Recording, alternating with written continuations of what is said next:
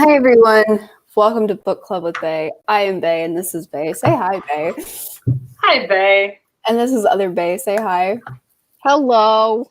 And today we're talking about With All My Soul by Rachel Vincent, the last book in this whole Screamer series. And you know what? Here's my theory.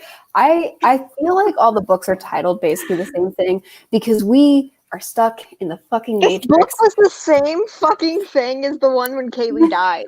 This is the same book. Here's the thing. We're stuck in the Matrix. And you know, and this is why the books are all titled the same, because we're stuck in the Matrix where it's always the same plot. And you would think after like 35 books, they would say to each other, a thing is happening. We're all in danger. I bet you it's a goddamn hellion. And that's what's happening. But no, do the characters ever look at each other and go, is it ever anything but a hellion? No. Okay, that's what it is. No, we have to...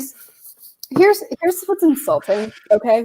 What's really insulting about this, I'm sorry, I have a thing to say. What's really insulting about this is that we have to sit here as the audience and the author is making us sit through a book-length thing, looking at us with a serious face, going, oh, I wonder what's going on. As if we don't know what's about to happen because... It's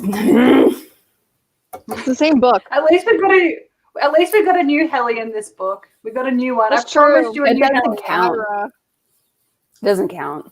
But Avari was still in the fucking book. Yeah, no, Avari was still... Avari was still main villain. He was still Nepheret of the book. Yeah, and but I enjoyed House Knight more. House Knight's the same book 15,000 times, but I still enjoyed it. But the problem is, but I did. The big issue is... You guys came into this series being like, I don't know what you're talking about. Like, I mean, it's enjoyable. Why are we doing this for bad book? Why are we doing it for bad book? It's like the Matrix. It's just an inescapable time loop of like, they end a book, they're like, wow, a hellion, I can't believe it. And then like we get back into the thing and they're like, oh my God, people are doing bad things and people are dying and oh my God, souls are being stolen and used for like bad things. Oh my God, you can't imagine what it could possibly be. Oh my God, it was a hellion. Can you believe that it was a hellion? How could Avari do this? I can't believe he would do this. And then repeat for how many books is the series? 7? Oh, I thought it was 9. Wait, it's take, steal, keep, save, ding. Like if I died before, yeah. Plus, I think I got all the titles. There was also a list, but that was a novella. I don't know what all the titles are. Well, you know, you can guess. You can guess. It's just like my soul blank. My soul to blank. My soul to blank. My soul to blank. My soul to blank. If I die before I wake, my soul to blank. Like that's it. That's all I got. I love that she ran out of like my soul to blank. Blah. My soul to blahs. So she had to okay, switch it up. She could have had my soul to kill. That would have been good for if I die. My soul to when kill. When she dies, yeah. That would have been good. I don't know what before I wake would be though. My soul to wake.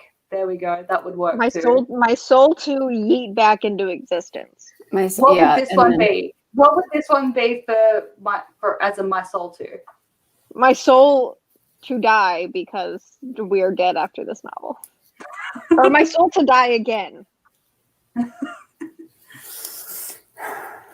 don't know. My soul to lose already. My soul to give. My soul to give. There we go. Indeed. There you go. Good one.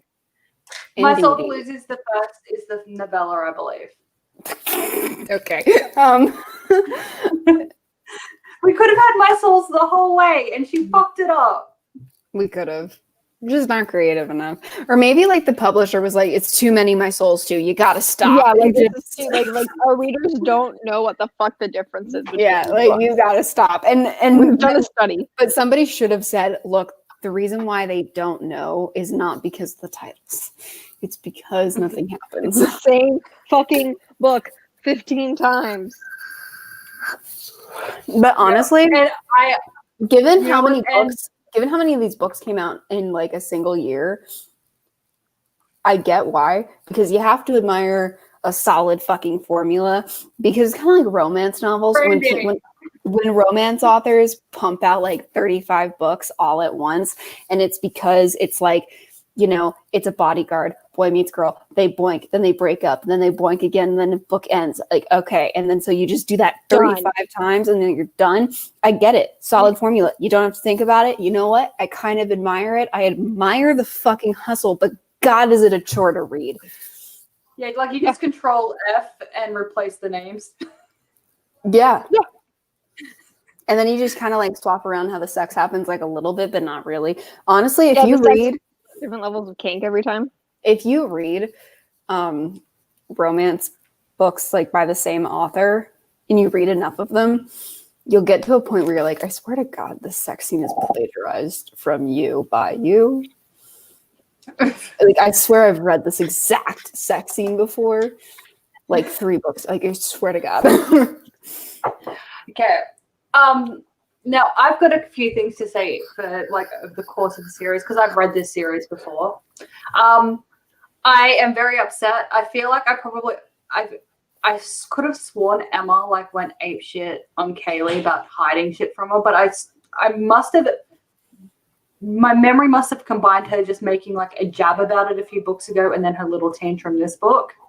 Yeah. Like a tantrum this book, and just put the two together because she never does it. And I'm like, I've been waiting for it and it never came and I'm upset. Yeah. And I forgot also just how much Todd has been absolutely mooted in this book. Yeah.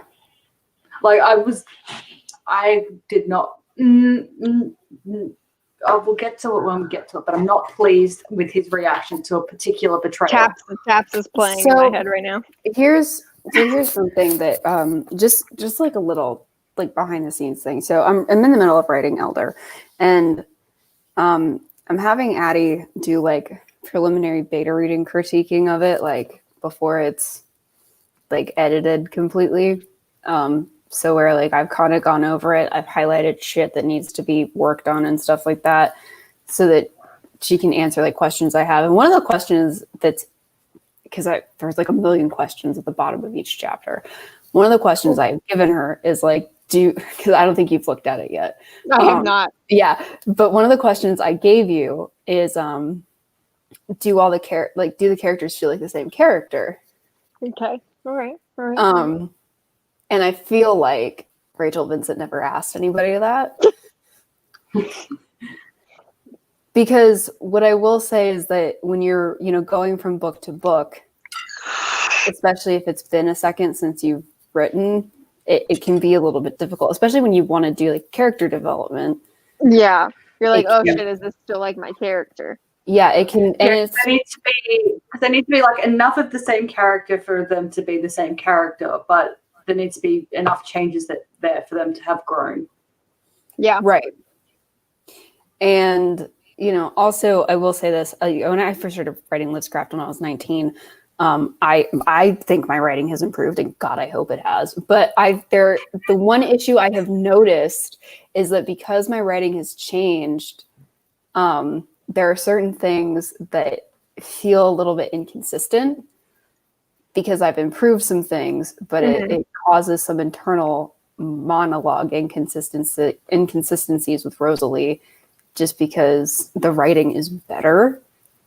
So, which is why I'm having, you read it before we even go into beta reading, and go through some stuff so we can figure out how to like temper all of that and make sure that it's not too jarring, but also the writing is still better.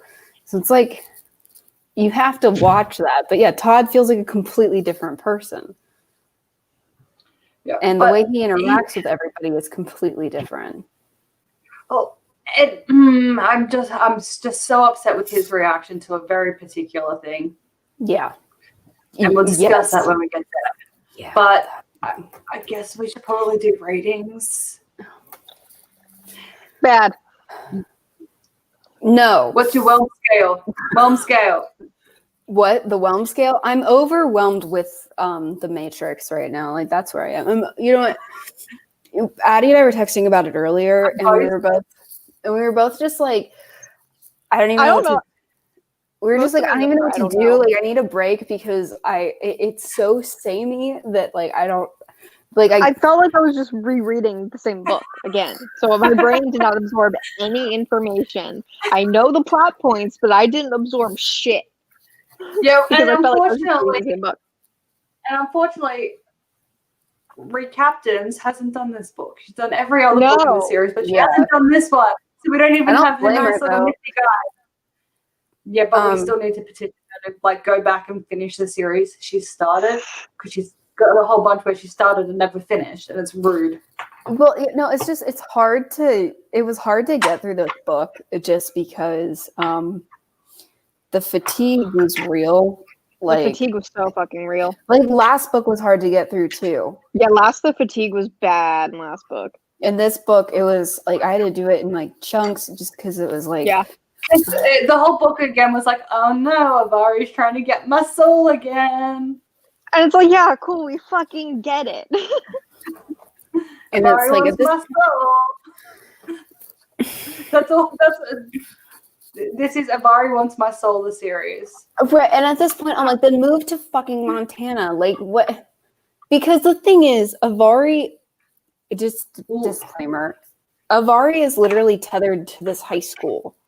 Because the netherworld is just, it's like a layer of a cake, okay? So we're on the frosting layer, and Avari is on the cakey layer, okay?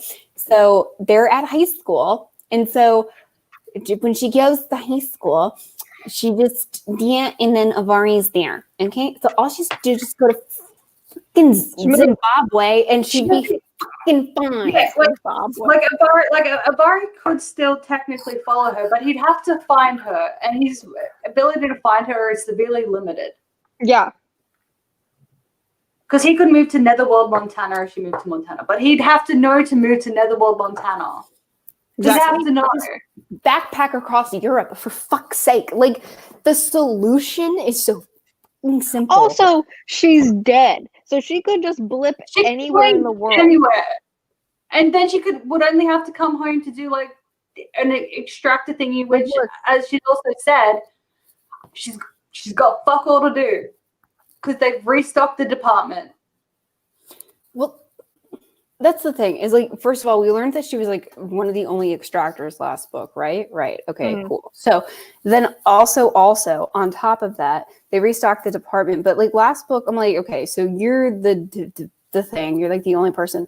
Why aren't you extracting in Timbuktu? Yeah, why aren't you like you're the only person? No, because like in like she was like the only extractor in like the district. Her district? Yeah, in her district. They made it sound so much more dramatic than that. That's what I thought. I know. And she could what she could have done is been like, like Madeline could have been like, hey, look, all of our extractors are like dying here. Can we borrow some stuff, pulls from your district? But no, it had, yeah. They made it so much. They made it sound so much more like dramatic. Like, they made it sound like everybody was dead. So I'm like, which makes me feel like they should have had her be in like Paris and like all this kind of stuff. But like, no, never mind. I'm dumb. Okay, that could have been fun. It could have been. That would have been fun. And then also, it would have been like a change of pace. It would have been like, ooh, what are the Reapers like in Paris? Maybe she'll be like a new Paris cousin of Todd, because it has to be related to Todd, of course. So we can leave him and then neuter that one, and then maybe Todd can get some balls, whatever. But it doesn't matter, because here we are. We know what happens with Todd minus Kaylee. He doesn't get his balls back. He just they regress farther into the internal sack.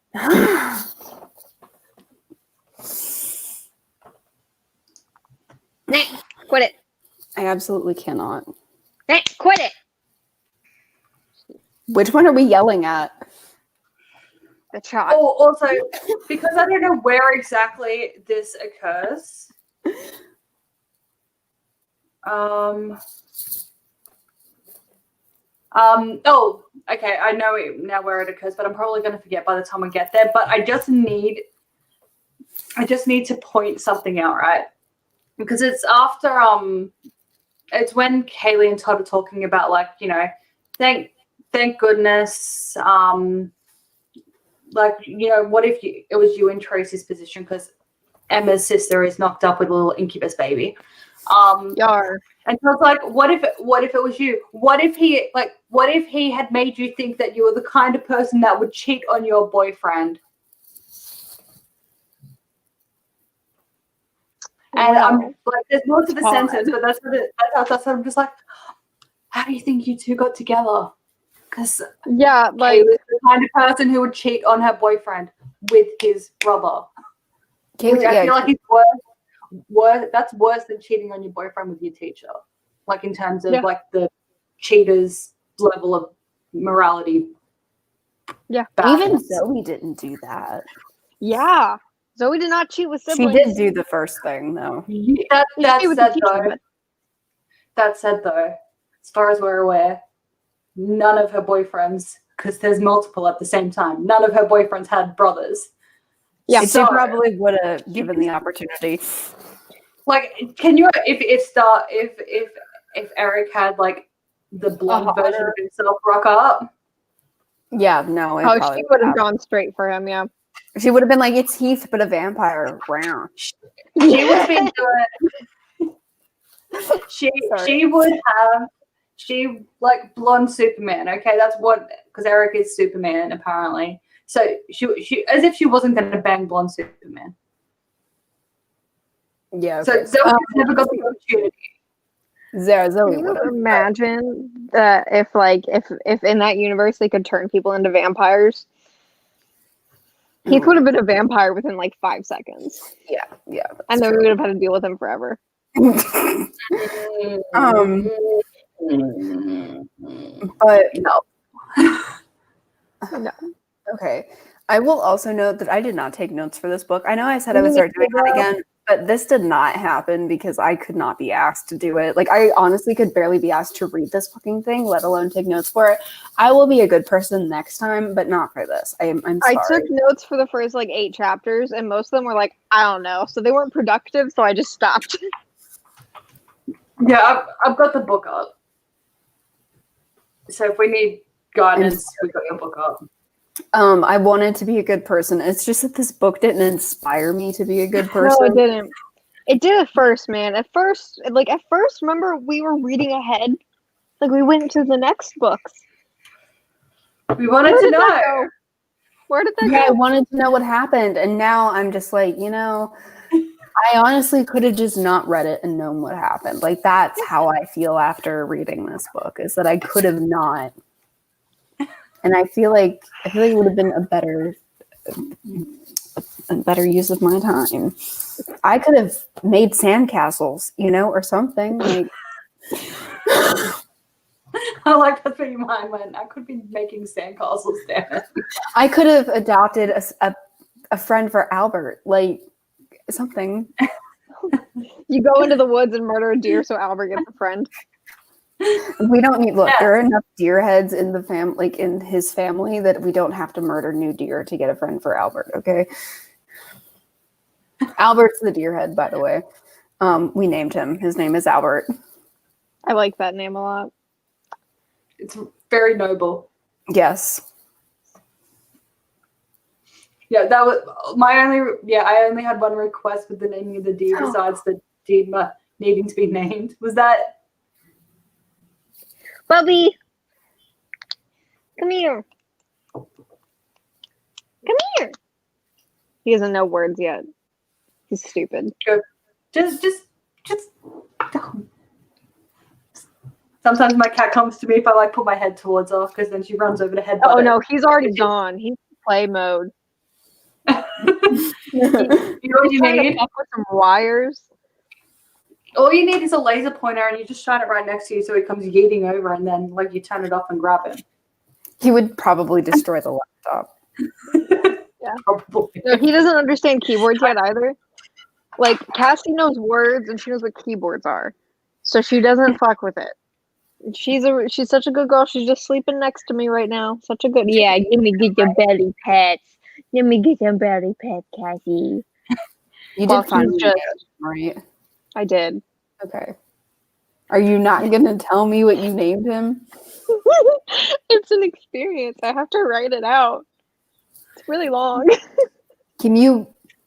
The experience of naming him is long, or the name is long? His name is long because he has a bunch of nicknames now too. Can you please tell me what you named him? Okay, you'll like it. What is it? I need to know what you put it in the side I chat. am. Okay. Is this going to be a thing Apparently we it's can't long. say out loud? Yeah, you can't. Part of his name you can't. And that was Christian's contribution. You I'm already sure. know what that part is. Is this texted actually you going to be about his it. name at the vet? Is this Not going to the be his full name at the thing. vet? The whole thing I can't. But it'll probably just be the first word is what I'll do is name at the vet. I'm concerned for your cat. Is it a story? Is his name a story? No. This is taking a very long time to type. I'm trying to remember it. I'm trying to make sure I get all of it. I love that his name is so long you don't remember it. One more. Would you like me to make you a birth certificate for him so that you can frame it and remember what his name is? Yes, I would love that. We've Okay. also renamed Cassie a little bit. She's now Emperor Cassandra Liu. Last names. Because his last name is her last name too. So. Where did you put this? Did you send this? I'm about to press send. I'm trying to make sure I got it all. Okay, you're sending it side chat or texty text? Okay.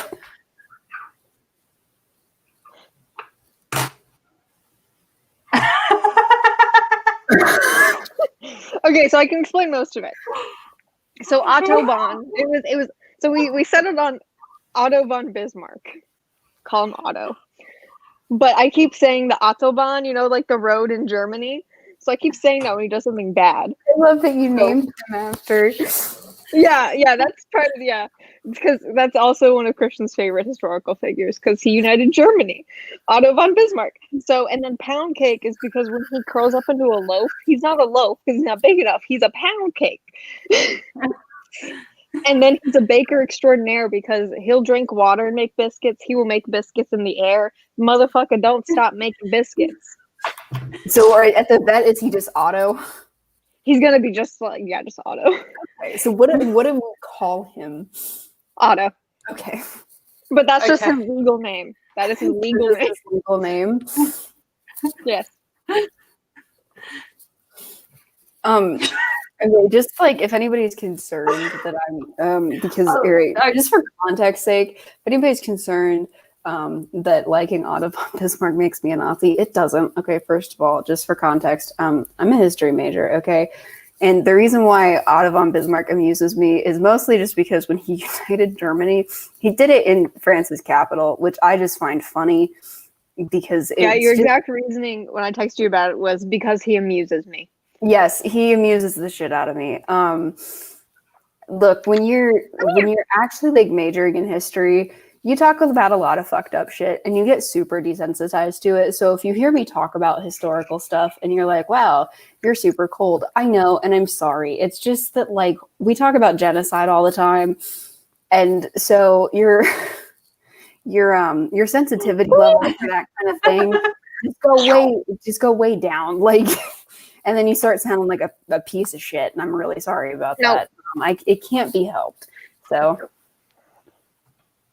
he's so cute. I get to meet him tomorrow. I'm so excited. He looks so cute. He's a hellion, but he's very sweet. He's just a baby. He's likes so to talk. adorable. He's so cute. He likes to talk a lot. When he eats his food, he goes. When he eats, it's very adorable. He likes to give kisses to the face. Let's see. He'll sometimes when he has a toy in his mouth, he'll go like, what is a toy in his mouth? Very cute. And how is Cassandra doing? She's doing good. She's just right here. She's still establishing dominance, but like they were sleeping next to each other earlier. They've been on the same pedestal of the cat tree, hanging out together. They play together. She's handling it pretty well. That's good because she's a very playful cat. So I feel like she's got the energy level to match. She does. She definitely has the energy level to match him. Like He's hungry too. Oh my God. We've only ever been able to have one other pet with my cat that she hasn't attacked, and that was because one, he was pre-existed her in the house. It was my old dog. But two, he was blind, deaf, and couldn't smell. Okay, go for it. So they formed a relationship on her own terms because he didn't know she was there until she came up and like headbutted him. So like, you know, it took a couple months, but then they were sleeping together. Like not in a yeah, they curl up together and stuff. But like, I brought a kitten home when I worked at the vet once. It was like an 8-week-old kitten, and it was just to make sure that she was going to be fine to go home with someone. So like, staff would take the kittens home for a weekend or something. You know, brought one home. She was so cute. She was like this, and Millie was just like growling at her every chance she got, and like just like sitting as high up as she could and just staring down. I'm like, she's not going to accept this cat at all. Yeah. I had to keep them separated to keep Alice safe. Because Millie would eat her. Yeah, like I've looked it up. She's just establishing dominance, so she'll hiss at him and she won't like claw out hit him, but she'll just bap him, which is what she does to her kids. Like just to be like, I'm top bitch. Remember that. Like that's all she's doing. So but he's like, I just want to be your friend. I want to love you. He just goes up to her and starts rubbing on her, and she's like, I want a cat so bad. But you're allergic. I know I am. I know. I'm aware. And you know what sucks is that Noah was like, if you weren't allergic, we would probably have one. There's hypoallergenic ones. It's fine. are those just the naked cats? No. There's a bunch. We spent like an hour after one book club once looking into. But I just want to say, I got so sad about not having my dog here that he went from I would never own a cat to you can have a cat, except you can't in literally a day. But I'm salty. Just get a little Siamese. They're hypoallergenic and they're like doggy cats. It's true. They behave more like dogs than they do cats. Yeah. And they bark. Siamese cats bark. I know, but they're so pretty. And then you can get a second one, and then also a King Charles Cavalier. And then the Siamese could like wander around the King Charles Cavalier singing "We Are Siamese, If You Please." And then the Cavalier does have to escape and bring home a mutt. Well, we already have the mutt. Yeah, we're fine. But he doesn't look right. It needs to be like a. Leave him alone. He's not a gray terrier-looking thing. Hey, named Tramp. He did nothing to deserve this. Okay, he's fine. Well, because he's not a tramp. Yeah. You're right, Addie. Most people think that that's a good thing. This was a tangent night. Yes. Book. We didn't even finish our rating. Siamese cat rescues. Give me a moment. I'm sorry. No, that's Virginia. You could go to Virginia. It's fine. Yeah, fuck it. We'll try to Virginia. It's not too far. Actually, how much of a drive is Virginia? .google.com. Let's go find out from where I'm at. We'll just say Richmond. We'll just say, oh, come on, Virginia. Mm-hmm. Yes. Directions. Yes. Yes, home. It's not. Oh, wait. It's like 5.5 hours. So you guys could do a day trip out there while she's there, and then just be like, I found a cat.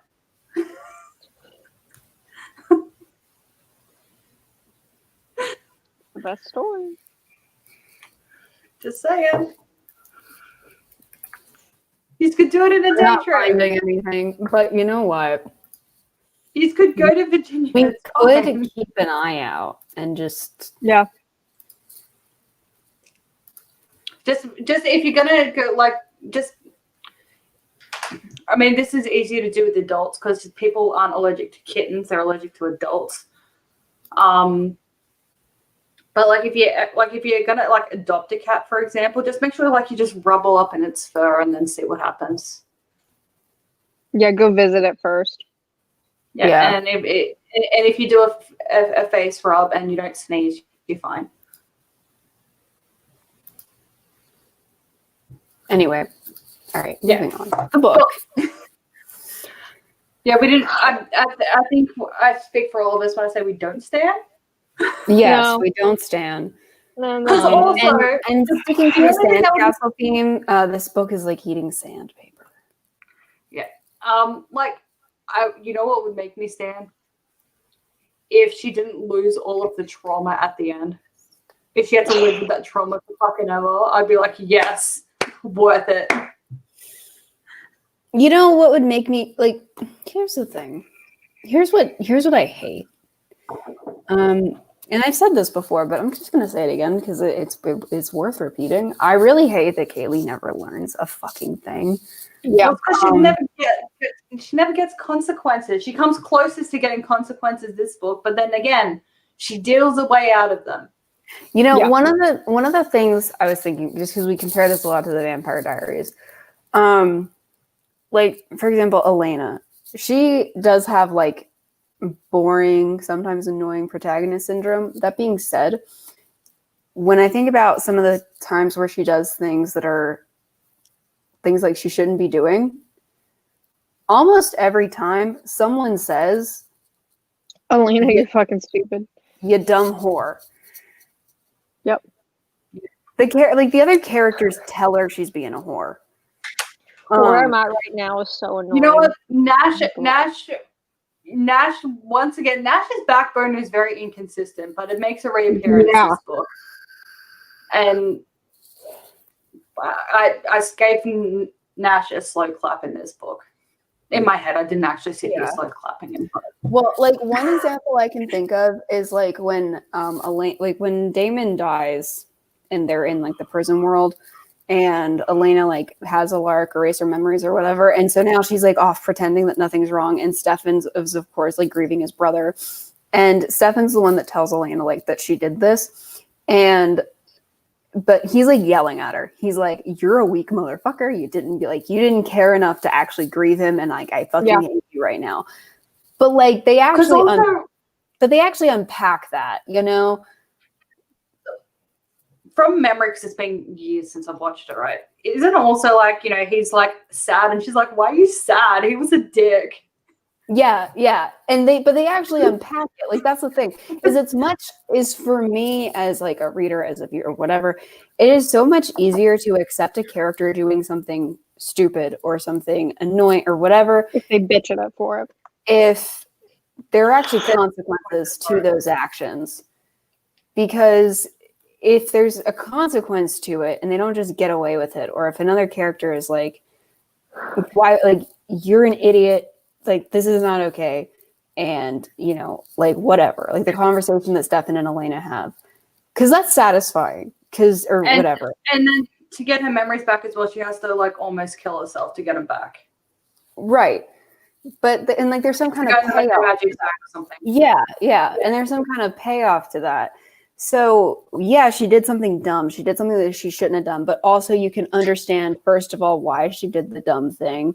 But then there's also still consequences to the dumb thing. Is it annoying to watch? Yeah, but that's a completely different thing. But just as an example, it's much easier on your reader or like your audience. Your audience or whatever.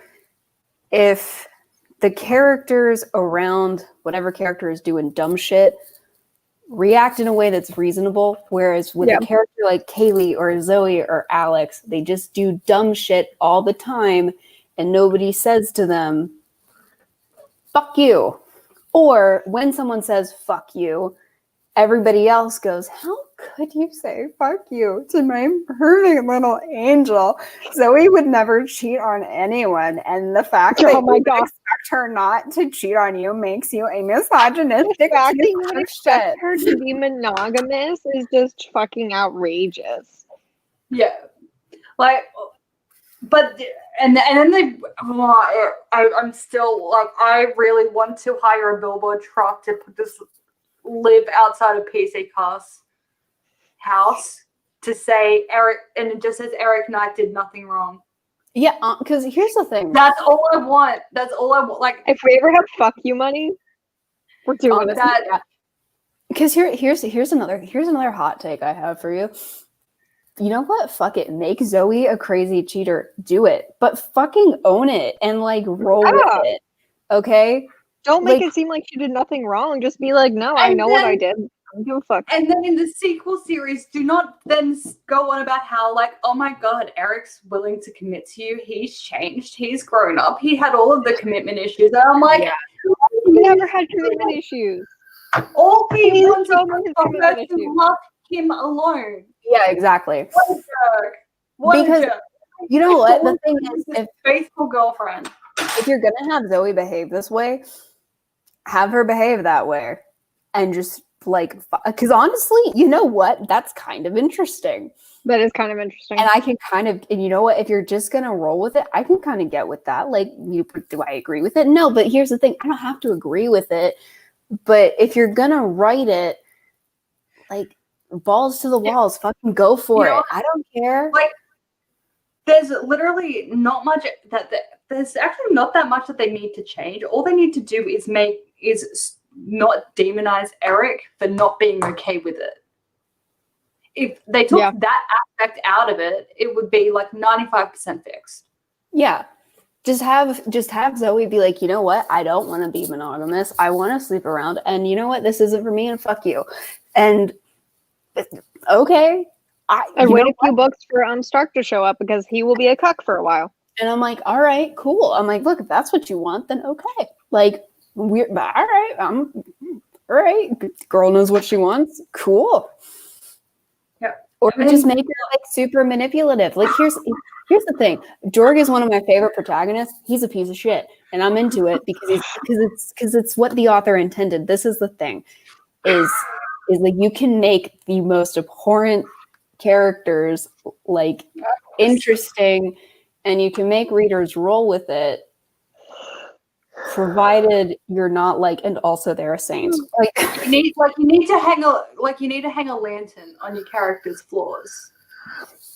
And these series never hang a lantern on the flaws. Or if they do, it's only temporary. Like in this one, right? Where Nash's backbone makes a reappearance and we're like, yes, Team Nash all the way. But then in Caitlin's head, she's like, how absolutely dare you? They're two completely different things, and I'm going to go and do the thing you just yelled at me for doing.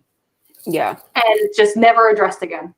Yeah, exactly. And obviously, the thing that keeps standing out to us is just that, like, Kaylee never tells Emma anything. And it bites her in the ass every time, but nobody says to her, why aren't you just telling Emma everything? And the thing that I would do if I were writing this is, you know, if Kaylee was this kind of person, like, okay, I would have in like book 2 or 3, somebody just goes behind her back and tells Emma everything. Yeah. And then Kaylee goes, why would you do that? We're trying to protect her. And then someone just says to her, did it protect her the first 2 times? No, it didn't. Fuck you. Yeah. Well, and also, like, you need to know what your character's flaws are. We have an entire document of all of our Blackwoods characters and what's fucking wrong with them. What are their flaws? What is their trauma? Yeah. So we can address it. Like what you just suggested as well, like what someone should have done. Sabine kind of did a half that. Like she went to Emma and was like, yo, I'm a nightmare. You know, I do this. Yeah. And Kaylee's like, how fucking dare you tell Emma that? And Sabine's just like, pretty sure my business is my business. And if I want to tell someone my secret, it's got nothing to do with you. Yeah. But that never sinks in. You know, she never has a moment of an Emma's a person and Emma can decide if she wants to handle it. Like, yeah. You know, like she never has that come to Jesus moment of I can't control Emma, and maybe if Emma wants to be disconnected from my world of like magic and mystery or whatever, then she can walk away and I can't stop her. Yeah, but if you're going to keep hanging out with her and by virtue of being in her life, be putting her in danger, because Kaylee learned from she's known from book one. Emma being in her vicinity is putting Emma in danger. Dangerous, yeah. She needs to know. You need to know. Yeah, and even like a productive conversation between those two characters would just be Kaylee saying, "I feel like I know that I put you in danger by virtue of being your friend," and Emma saying, "I acknowledge this, and I want to be your friend. But I still want to be your friend. Yeah, and like I value your friendship, and I want to take steps to keep myself safe and help keep you safe, and also you should fucking tell me shit." Like, but that character bonding moment never happens. Like, we never get those moments of anything. We just get Kaylee constantly infantilizing Emma for no reason. And often, again, it puts Emma in more danger because she doesn't freaking know. Yeah. She can take 0 steps to protect herself because Kaylee not only is not telling her, but she's also not hiring 24/7 bodyguards for Emma. Yeah. If you're going to keep someone in the dark, you better have like the Secret Service effectively trailing their ass all day, every day. Well, and everybody did the same thing with Sophie. It was like everybody Sophie is related to that is alive after book one is a banshee. Mm-hmm. Yeah. But do we tell Sophie jack shit? Of course not, because why would we do that? That's ridiculous. We have to protect her. But then finally, Luca comes along, tells her what's what, and she's like, I can handle this. And you know what she does? She can handle it. She handled it like nobody's business. And one thing I really did like in this book as well was where she was like, I'm going to go and look for my dad. Because the only thing parents are good for in this series is for going missing and getting kidnapped. That's it. That's all they're good for.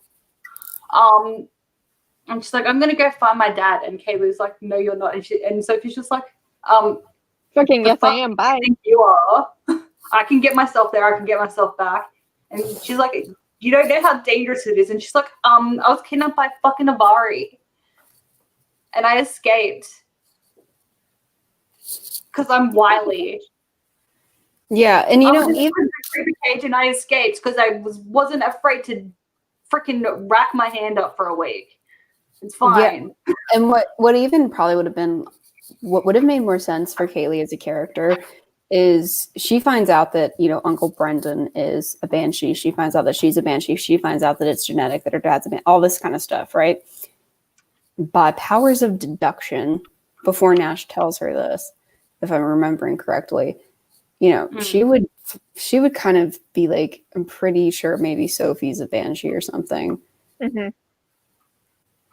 Given how impulsive Kaylee is in book one and how offended Kaylee is that nobody told her anything, I could see her just bursting into Sophie's room being like, why didn't you tell me that we're all freaking freaky banshees? Yeah. And then when Sophie goes, what? Her telling Sophie everything. And that could have been a cool moment for those two kids. But of course, we can't have nice things. So here we are. Hey, but we're done. Yeah, you know what we haven't started though? The plot. 43 minutes in. So do we have to? It's the same plot. It's the same fucking thing. We start with Emma's funeral because she died. Yeah, because she's in fucking what's her nuts' body, Lydia's body now. Yep. And okay, so you know what? When we started this book, I totally forgot about that. I was so confused. I was like, "What?"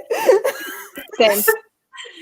Yeah. So you know what? Because at the end of the last book, nobody acted like Emma was dead because everybody knew she wasn't, and so I was like, "What?" I was so confused. Yep. Okay, so this has been about 2 weeks since the last book. There is no reason that her funeral's taken too long because, Emma, her boyfriend, and Sabine's foster mother all died on the same day. So they're like, the police are like, they're awake, and then like someone at the school had died the day before. Plus, the school's just had a bunch of random deaths this year. So yeah, they're just like, sketchy. Also, okay. Like, props to the cops for being like, something sus is happening. We need to do all the talk this. Speaking from personal experience, knowing someone who died at 21, sometimes when people die really young, they'll do they usually do autopsies, which can take a while. And so, and then they do like a lot of processing on the bodies after autopsies or whatever, and that can take a long time. So, and especially if they think that there's like some potentially foul play involved. Yeah, because especially when someone's young, especially if someone was like, anyways, healthy. you know, if someone was young, someone was healthy, there's something sus going on or whatever, and they really want to make sure that it was what they think it was or whatever. They go through a lot to make sure that's what it was. So like in that person's case, it was like 2 weeks later. It was like 2 or 3 weeks before the funeral happened, after he died. So that's actually not that unrealistic, honestly, even without all the other stuff. She did something right. It's not weird. Yeah. But especially like initially I was like two weeks for a funeral, but then she's like, the reason it took so long is because the cops wanted to do all the autopsies. Yes. I'm like, well, yeah, that makes sense. That makes sense then. Yeah, and they do take a while. Yeah. But and the also, story. Sorry, and also, just a thing about dead bodies. Sorry, you know we love talking about dead bodies here. It's also just something to note. You don't actually have to embalm a dead body to keep it fresh for that long. That's what the drawers in the morgue are for. Yeah, you can just chuck it in a freezer or in a refrigerator, and that'll keep it fresh. So, you know, sometimes like, you know, after an autopsy is done, they'll either like cremate the body or embalm it or whatever. But you can also just refrigerate it, and, you know, now within a certain period of time, it'll start to get gross. But usually in the right conditions, slows it down. Cold slows down. Cold will slow it down significantly. So there's also that. Yeah, which are why like coroner's offices and stuff they're kept pretty cold, and then the wall drawers are like colder. Yeah. Because sometimes bodies are in the morgue for like 2-3 weeks, or sometimes they're in there for 2-3 months, depending on like if it's a like proper criminal murder investigation or something, like they can be in there for months. Yeah, and cold is the only way that they're being preserved. So, so you don't have to be embalmed to be preserved for burial or anything like that, you know. Yeah, but their cover story for how Emma died, because her neck was snapped, was she swung too high on the swing and fell off. Oh yeah. Because when I died when Kaylee's telling like the school journalist chick later, and she's like, she just swung too high. That feels like that has the same energy as the cover story Sam gives his parents as to why he's. I just wanted to go travel the world, Mommy and Daddy. I'm not living like 30 miles away in the woods. I don't know what the fuck you're talking about. So Sam's one of the characters in Blackwoods, and he like goes to a coven when he's like 16. But the cover story he gives his parents is that he met a girl and he's traveling the world, but now he's like 30 and he's still just rolling with it. And he's like, I made it up when I was 16. His friends are also having to roll with it. And they're like, why are we still using this cover story? And he's like, I don't know, because I was 16 and now it's too late. Now we're all stuck here. And they're like, fucking okay. Well, and it's also like, why are we still using the story? Harry knows. Like your dad knows. But dude. the mom doesn't know. Miranda doesn't fucking know. But also we all know that Miranda knows, but we're all just. Yeah, but Miranda fucking knows. It's fine. It's fine. But it's fine. Ryan and what the fuck is Sandy? Mom's name? Sandra. Yeah, Ryan and Sandra didn't know. Sandra. Sorry, I think Sandy is Jenna's mom's name. Well, if I'm not mistaken. Rachel Vincent does have a bit of a knack though as well for like doing like really weird cover stories. Yeah, like in it's kind of Shifters when Ethan dies in Shifters, he was picking apples. He was climbing the apple tree and fell out. Yeah. Honestly, though, I love. Here's the thing: I love little things like that. That just make those things make me happy. I'm like, give me stupid cover stories. I love it. I'm here for it because, like, what else are you gonna say? Like, yeah, like I mean, yeah, like how else would Emma have broken a neck?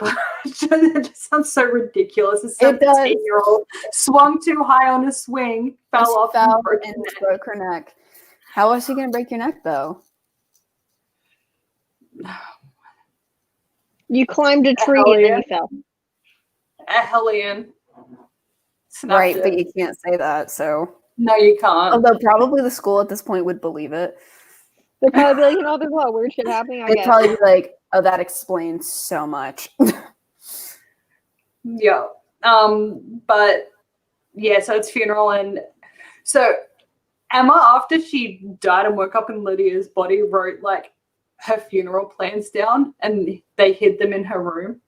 So her mother would find them and give her the funeral she wants. Honestly, mood though. I would do the same. Yeah. Although I've already told my parents what I want done with my body, so that they do the thing I want. Not because I'm gonna die soon, it's just because it's polite. Just in case. You know what? PSA real quick. No matter how old you are, it's polite to do that because here's the thing. If you die suddenly, don't kill yourself. That's rude. But if you die suddenly, okay, your people who love you, it's hard. Everything's hard right now for them, okay? And it's very difficult to think about, you know, what you would have wanted. And possibly there are going to be people fighting over it. Like, no, I know them better. They would have wanted this, you know, especially if you're a parent with adult siblings. People like break up over this shit, okay? So write down what you want. I don't care how old you are, okay? Don't let your parents get a divorce over what you can never be too young to have a will. Yeah, you can't. Do not let your parents get a divorce over what to do with your dead body, okay? Just tell them it's okay. I will say though, because we did this for my dad, we did not give him the funeral he wanted, but we gave him the funeral he deserved. There's also a difference in that. Yeah. He was like, just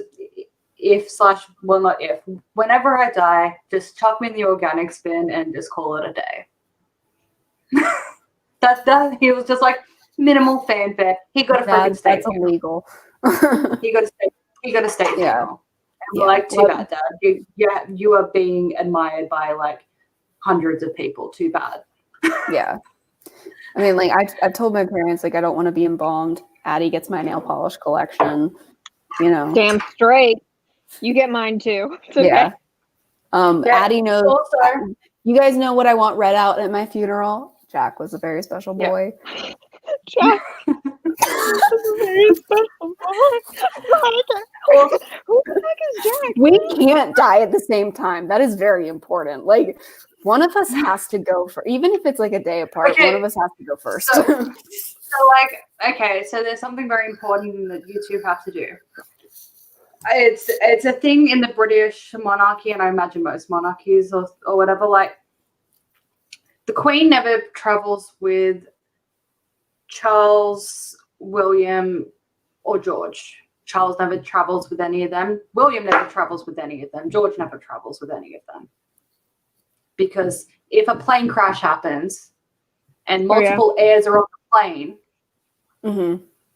like poor William, like growing up, like I think the last time he traveled with his father, like in the same thing as his father, was like when he was 4.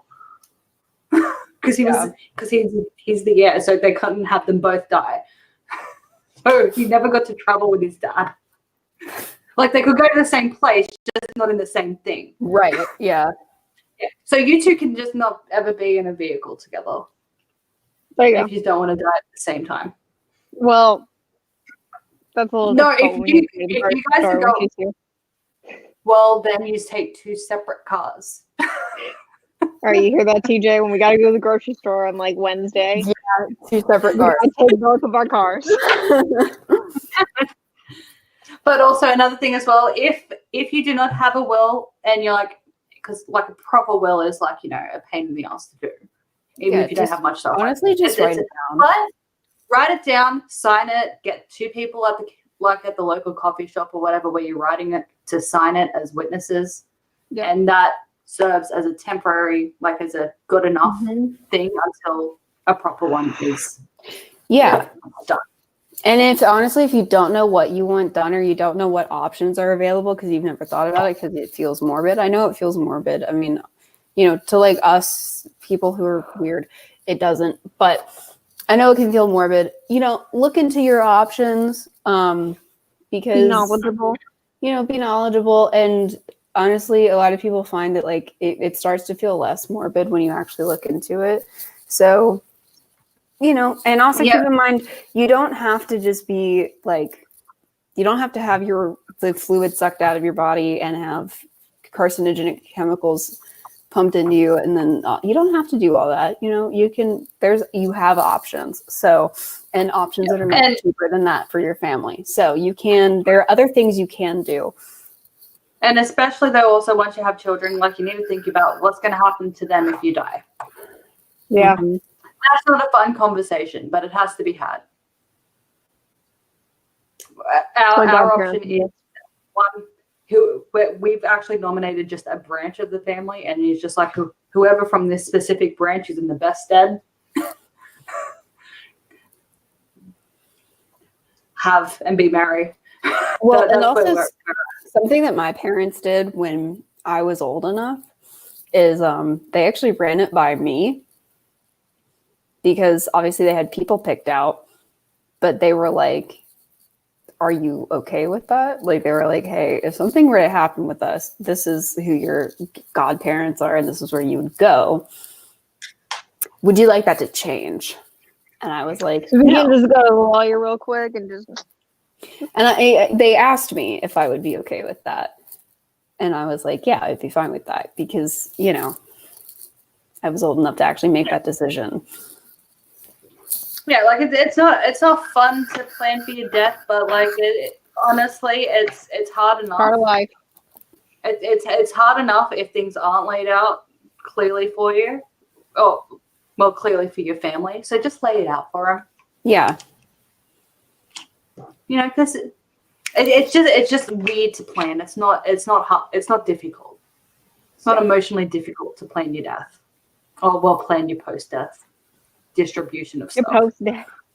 Yeah, and at least from what I've heard, like from people where it was very unclear versus people where they had everything and they knew exactly what should happen or what they wanted to happen. I mean, the amount of like stress relief that families get from that is just immense. Like, so it might seem morbid, but it's just so helpful to like your family when they're grieving or whatever, to just, at least they don't have to worry about that. Yeah. And like wills also don't have to be complicated either. Like, both my parents had almost the exact same will, just with each other's names. Mm-hmm. Mom's obviously changed hers now to like the option B. Option A was if my spouse is still alive, everything just goes to spouse. Done. And option B, if spouse is dead, a third of it goes to each of the children. And if one of them or their issue. So if I die before my mom, won't happen, but if I die before my mom, my third goes to my kids.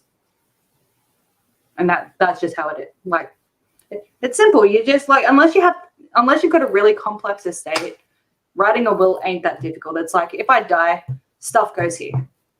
Done. Yeah. It's also really easy when you're an only child for the parents.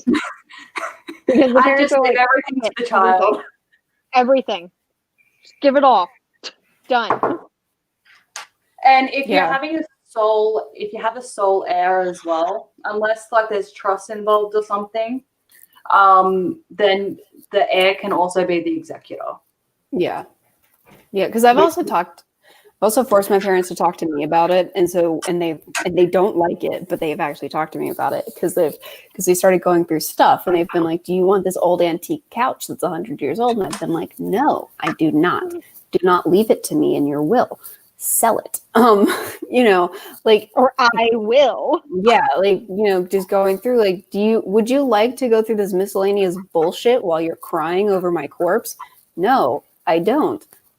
Please get rid of it. Like stuff like that. You can talk that kind of thing out. important shit. Anyway, book. Fuck. Yes. Yeah, we need so to do it. so Emma's mum comes over. Like Sabine is just like Sabine has all of the chill at this funeral. She's just like, why is everyone upset? Emma's right there. And they're like, because she's dead. And she's like, but she's not dead. And then mum comes over and Emma starts crying and she's just like, who the fuck are you? And they name her Emily. Yeah. And I don't like the reason for it. I don't. What was Just the 'cause reason she they gave named- again? Because no matter what name she picked, she couldn't remember the answer to it. So they went with Emily so they could still call her M. It's not that hard to be called by a different name and get used to it. I've known multiple people who've gone through that. Well, it's kind of like even like there were several nicknames we used as kids. Like you were Sammy, I was Jacole for Jersey Shore reasons. And with honest, if this is a really vulnerable moment for me, but if we're being honest, Jersey Shore stan. And like, yeah, I don't know. Like it's like nobody ever had a name, but okay. Like my best friend, she only knew him because he ended up coming to my high school when he was like in year 7. I was in like year 12 or something. But my best friend just decided to name him Jobin one day. And there'd be times then when she'd see him out in public and she'd just yell out, "Hey, Jobin!" And he'd turn his head. And then he'd realize what he did and be mad about it because he hates it. To this day, he hates it. I saw him on Christmas Eve and I'm like, oh, Amy told me to say hi to Jobin. And he's just like, how is this still going on? It's been 15 years. It's like Cardboard Boy. Yes, Cardboard Boy. I remember that. Like, you call someone the same name enough times and without even meaning to, eventually they'll, like, first it'll be a conscious thing. And then they'll start to hear it. It just takes time. It sounds like you only tried out a new name for like a day and a half at a time. Of course you wasn't answering yet.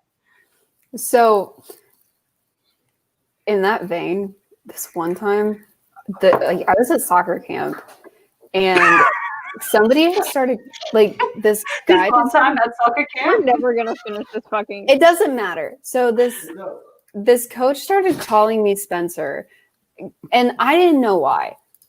But and it was, I found out it's because he actually thought that was my name, but I just rolled with it. And it wasn't until like 3 years later he found out that was not my name. And then he was like, why didn't you say anything? And I was like, I just assumed you knew and you just weren't. We're ignoring it. Something. What? What's wrong? What's wrong? You want a pizza? Mm-hmm. Okay. Let me back out of this. What would you like? Nowhere. Addie says hi. I waved. I said, nowhere. Yeah, I know you want light sauce. Do you want extra cheese? Okay. I guess we're in the grunty part of his... He bit the shit out of his tongue. So he can't talk and interrupt us this time. Well, because we're all so fucking backtracked. We're still we are on scene. No, we are on scene 1. So I'm ordering pizza just, because... Okay, so... I don't want them to close. Time for rapid fire. Rapid fire, guys. Emma was keeping her composure until like Mommy started crying. Then Emma started crying and being like, "Emma loved you so much," and my mom's just like, "This is fucking weird." And then she leaves, and Emma's like, "I don't know where that came from." And then it's after the funeral, and Sophie and Luca are going to Emma's post-funeral. What did they even call it in this? They didn't call it a wake, but they were going to her wake, but they called it something else. I don't know, but none of the rest are going because Emma's like, I can't go. And Emma is having the reception. The reception? Yeah. The reception is post. Yeah, I was gonna say a reception is post wedding, not post funeral. It's a wake. You don't, because a reception is where you receive. Yeah. That's the point. Like the Might as well crowd call it an receives after the marriage. party. They might as well be like, let's go to the funeral after party, guys. Open bar. Don't be funny while I'm vaping. Yeah. At least you didn't get the bad response. Like one time she made me laugh while I was vaping and I ended up throwing up in the backyard 3 times. Oh my god. It burnt my throat that much that I was coughing that much that the coughing induced vomit.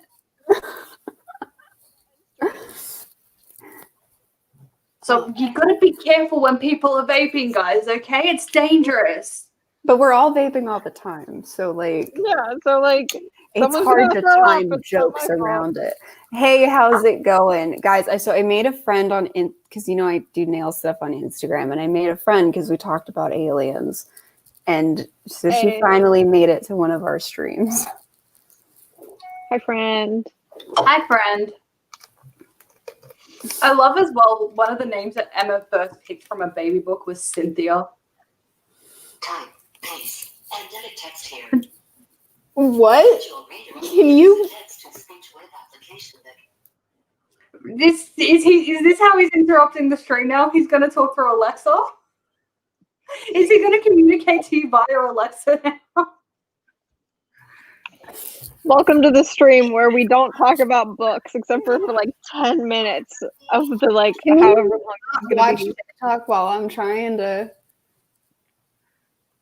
Do you mind?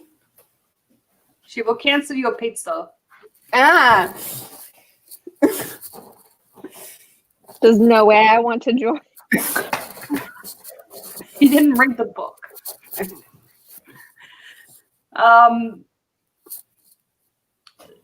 Yeah, then.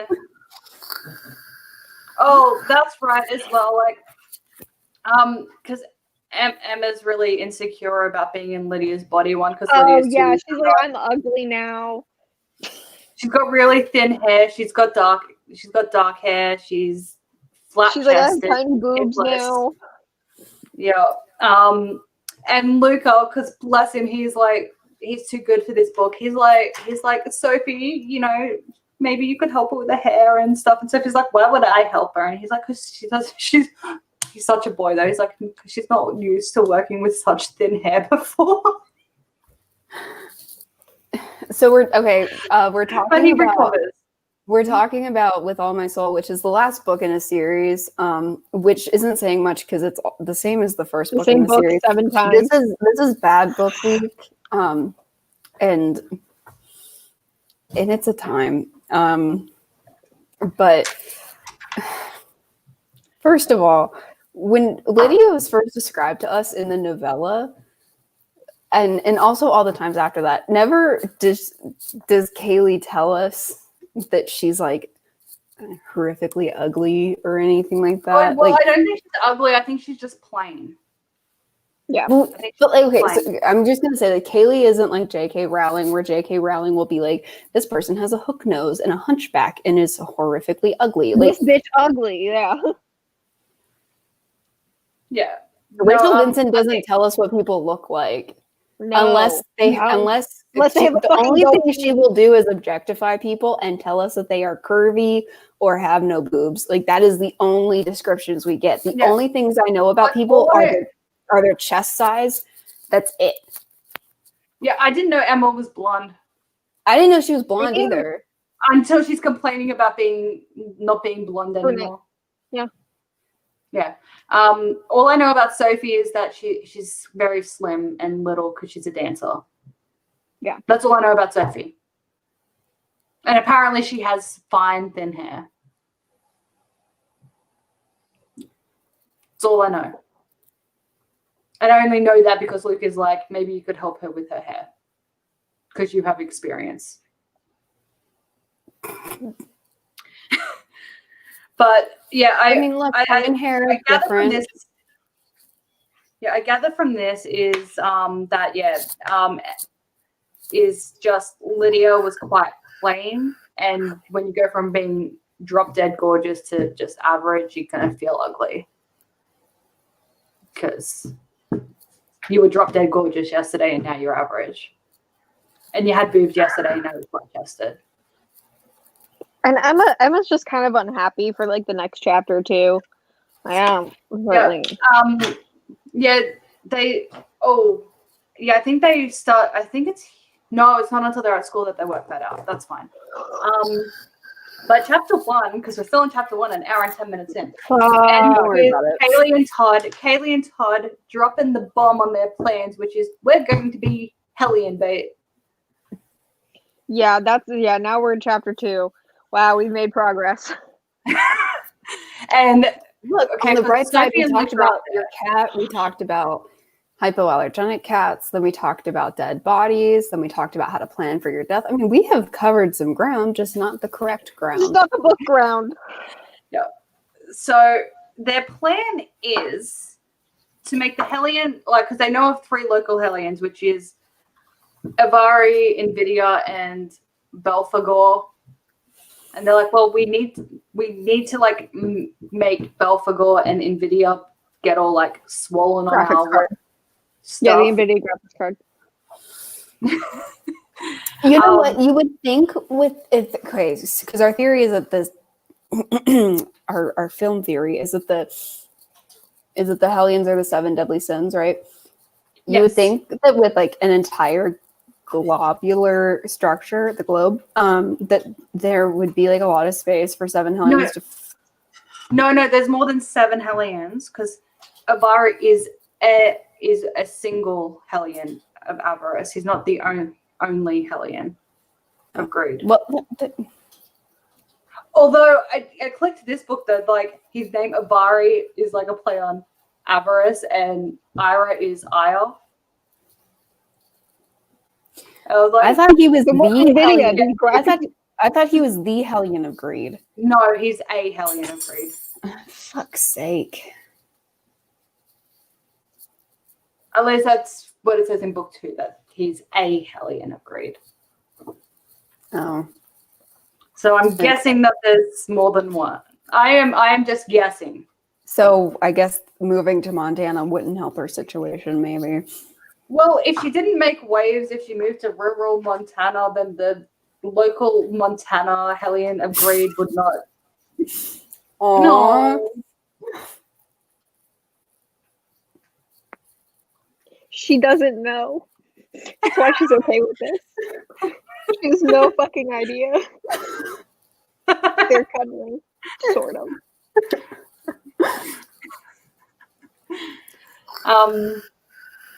Yeah, so they decide to drug Sophie with Nvidia's hair juice. Hair juice, nice. I didn't know graphics cards had hair. What? That's what it is, though. It's her hair juice. She has liquid hair or something. Okay, sorry, we're gonna go off on another tangent because I have a thing to say. Gotcha. I'm sorry. There's a couple of mistakes that have been made here. First of all, we're in the last book, and in the lead up to the last book, we have set up a couple of things. Sophie is a thing, and she has a thing because she died and all of that kind of stuff. Okay, we set that up. Cool. And then also, we did a body swap with Lydia, and now Emma, so, okay, cool, awesome. And then also Incubus Baby. Okay, cool, awesome. But like, all of this setup could have been done over a couple of books so that we could actually use it in the last book effectively and not also deal with the setup of it, because we have to set it up and we have to actually explore it. And we have to deal with it. And we have to do all that and then also use it in the last book. And we don't have time for that. Yeah. And because also, I just want to point out as well, at this point, it has been, like 2.5 months or something since Kaylee died? Yeah, since Kaylee died, yeah. Okay, because that's going to be important later as well when we get to our chitty chat with Tracy. Because they waited 2.5 months to tell her she's having an incubus baby. But point being that, like, you could have done the Sophie thing a little bit earlier. You could have had Lydia be a person and then done the body swap thing. a little bit earlier, or maybe even done it when you did it, but that way you have a little bit more time to handle it. But because we have to deal with so many things in the last book, it's just so it's cluttered, and we need a vacuum. Yeah. And half of this stuff never actually comes to fruition. Like their plan ends up being pointless. It ends up meaning nothing. Well, yeah. Well, it can't. Like, you can't deal with it all because there's so much clutter. Yeah, but like, if you're gonna set up a plan and then it's gonna have to get abandoned halfway through, there needs to be consequences for doing the plan in the first place. Yeah. Because they're like, look, we're gonna dangle Sophie in front of Nvidia. We're gonna dangle Emma in front of Belphegor because Sophie gets jealous. Emma's vain and insecure. And then they're going to be like, our Sophie and our Emma. And Avari's going to be like, my people. And then they're going to fight and then hopefully hurt themselves and potentially kill each other. That's the plan, right? But Sabine's going to like play on their fears and make like Emma and Sophie like worse. Because Sabine is now also living with Sophie and Uncle Brandon. Yeah. Then they apply to be her foster parents, or yeah. Apply to be her foster parent. Yeah. But then the plot kind of like is just like, no, we don't have time for that plan. But like, but there's no consequences either. Like Avari or none, like or Nvidia or Belphegor, like they never even like react.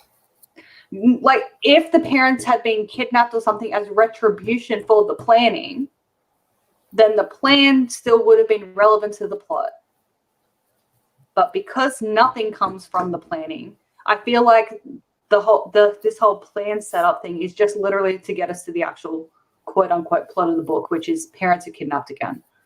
Right. But like we also, and like back to into circle, sorry, I got this. To connect back to what I was saying, hopping off of that, if you're not going to do anything with it, the time we spent doing all of that could have been better spent actually dealing with all the shit you set up leading into this book, with Sophie and with Emma, but we don't do that. So now we have more clutter and kind of nowhere to go. Yeah. But yeah, luckily chapter 2 was them literally planning the plan. So we can skip. And Emma was bitter again. Oh yeah, she got cranky and they're like, the fuck's going on with Emma? So like she's a bit mood swingy right now, and that's all we know. She's mood swingy. Okay, and then Todd keeps responding. Are you still? What are you doing? Todd and Kaylee bond. Oh. Didn't she take some of the hair juice? Yes. Then she went crazy. She was like, "How many girls have you fucked?" Yeah, because they would test. She wanted to test that the hair juice was safe before giving it to Sophie, and I'm just like, because Sophie doesn't know about the planning plan, because if she knows that she's meant to be jealous, then it's going to interfere with her jealousy. But I don't know why Kaylee thought that that she would be a good judge of whether or not it is physically safe to give to Sophie, considering Kaylee's dead. It can't kill her. Yeah. But what does happen if something does physically? Does it work? How like? I think it's like most, like, for example, it's like they're vampires where like the damage just like isn't even slightly permanent. Well, because like when you punch her, it's like punching a human. Yeah, so she's punching a banshee, which is like punching a human. So like, so would it be like if you snap her neck, it's like snapping a neck, or could you still rat poison her, but then like she would die, but then like wake up? Like, what are the rules? Yeah, I need a rule set. We never go into it. Maybe they would have to bring Luca in to be like you are unrat poisoned, and then she'd be unrat poisoned. Or is it just that like once she goes and like you wait 5 minutes and then she's like, woo, like in Vampire Diaries when they get their neck snapped and then they wake up and have to untie break You're their like- neck as they stand up. Yeah, Well- or like when you like murder like a Alaric with the ring on, and then you have to like kind of wait, and he's like, "Ugh." like, like It's like, fuck. Yeah. what's the rule set? Or do we need to call in a Luca? Because he reanimates dead bodies. So I don't know. I don't know. Maybe you should tweet Rachel Vincent and be like, so in Soul Screamers, if a Reaper gets like stabbed in the chest, what happens? And if her response is the damage isn't lasting, then we have confirmation that Kaylee will perpetually be a physical virgin, and Are her you hymen has to asking break me after if- every sexual encounter. Okay. Rachel Vincent. Are you tweeting? I think this is her. Are you tweeting She- authors? First I'll follow her. And Is then this the other Rachel? Vincent. Wait, are you sure this isn't Wait, the is other? this the Rachel correct Vincent? Rachel? No, Because- because the other Rachel Vincent uses her middle name, I think. Okay, because there's another Rachel Vincent that wrote a very angry article about the fact that do I still have that favorited? Rachel Vincent is also called Rachel Vincent, and she's angry about it. Okay, books. Let me make sure it's her.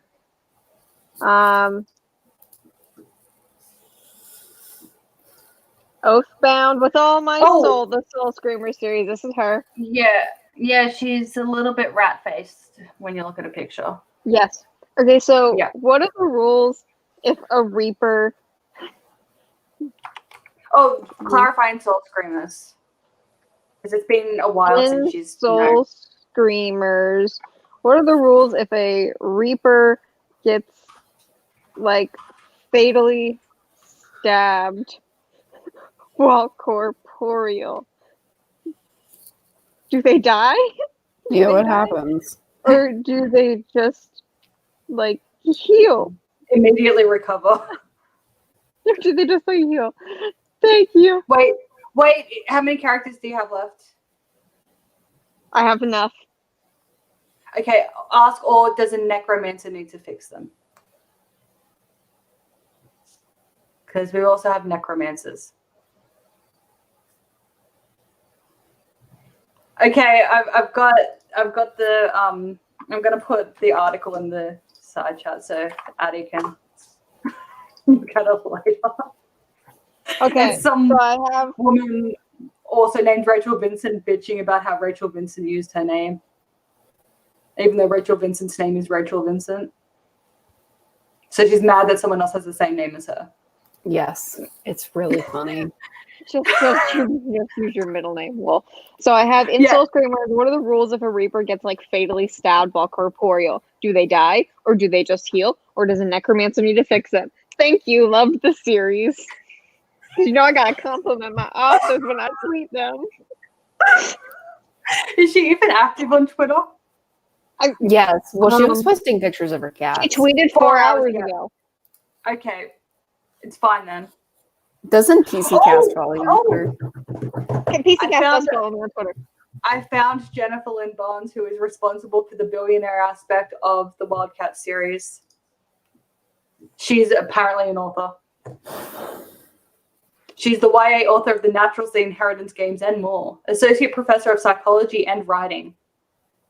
I've studied the psychology of fiction and fandom. And I'm like, well, We're what never book gonna is finish this, are we? No, we're fucking not. Okay, book. What happens So- is Kaylee fucking dies again. That's all that happens. Yeah, so I can't. Yeah, so they're planning to do it the thingy thing. They work out Emma has Lydia's siphon abilities, and they're like, well, that makes things complicated.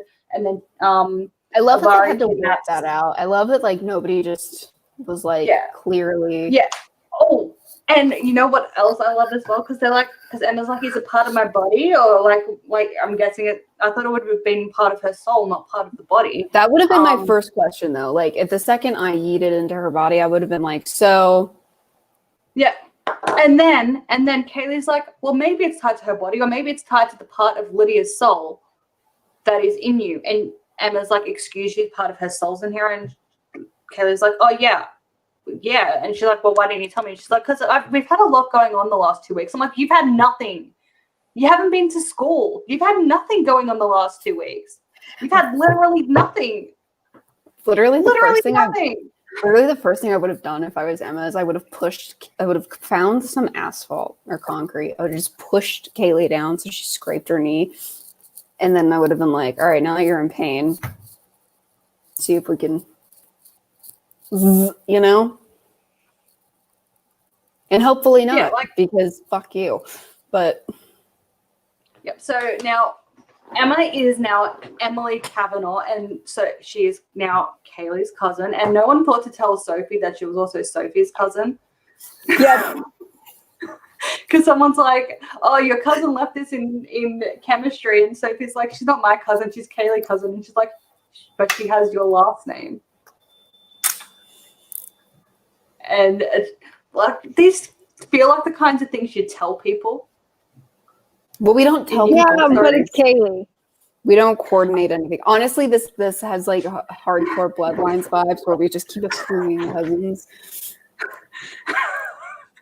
Yeah, but at least like in Bloodlines, like, you know, like, but they ended up being like, okay, this is getting a bit ridiculous. Now it's just like someone who joins the fold, not an actual cousin. And they were like, yeah, they were just like, oh, a person we know. Yes. Yeah, no, it's just and then Kaylee goes home and Dad, oh no, then they go to Thingy. They go to see Thingy Thing. Tracy. Thank you. I was like, Yep. So Emma, Kaylee, and Harmony go to see Tracy. 2.5 months too late. Because you know what you do if you know that someone's carrying an incubus baby, right?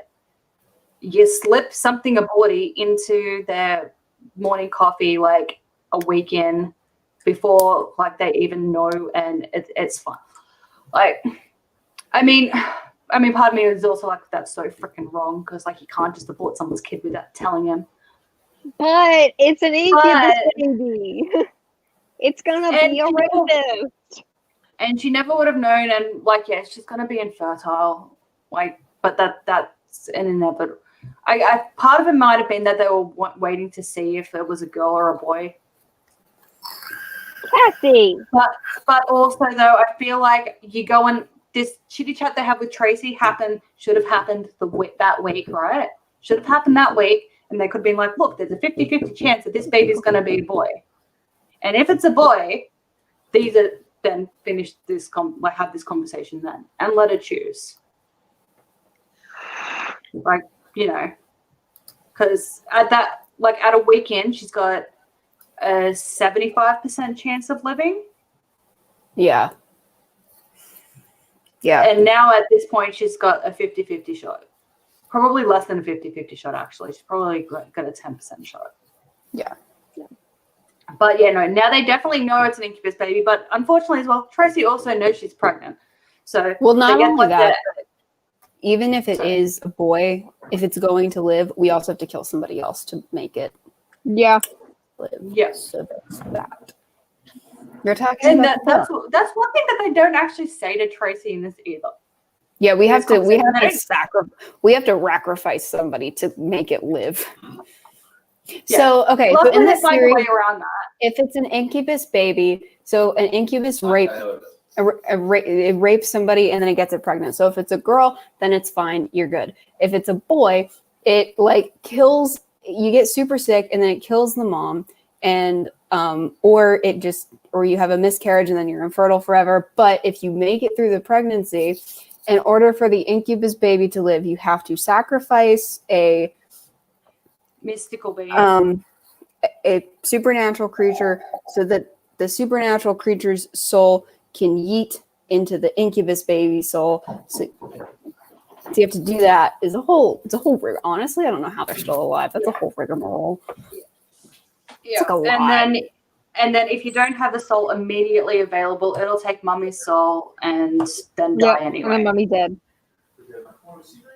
But they never actually spell it out to Tracy that if we make this pregnancy last and it's born, we will have to. Someone has to die for this baby to have a soul. Someone unrelated. Like someone, we got to kill someone. Luckily, Kayla's already killed someone, but she didn't know about it at that point. She didn't know that she could get that soul at this point. And they don't tell her because that might have changed her mind. That might have changed Tracy's mind. Yeah. Because it's one thing to be willing to die for your kid. It's another thing to be willing to have someone else murdered. Because it has to be a supernatural person's. Yeah. Mhm. Because Tracy's willing to risk her life for her baby, which I'm not gonna lie. Oh, also, because I think when Kaylee's feeling tired and he's like, "Oh, I guess sometimes the parental bond occurs in utero," and I'm like, "Sometimes a parental bond occurs in utero. Sometimes, like the thing that happens, man." I'm like, it's more like sometimes it doesn't. Is a more accurate phrasing. Yeah, sometimes it doesn't. Yeah, there are some. It generally does. I know there are some people who feel like they need time to get to know their baby once it's like, or whatever. But for the most part, even then, like you still have the parental protective instincts or whatever. And there are a lot of people who are like, I'd be willing to die to save my kid even before it's born. At the same time, would you be willing to murder someone for a baby, for a person that is going to also become a rapist? And that's a very complicated. It's a dilemma. It's a dilemma. It's a complicated and interesting question, and I because would have been interesting to actually see that explored.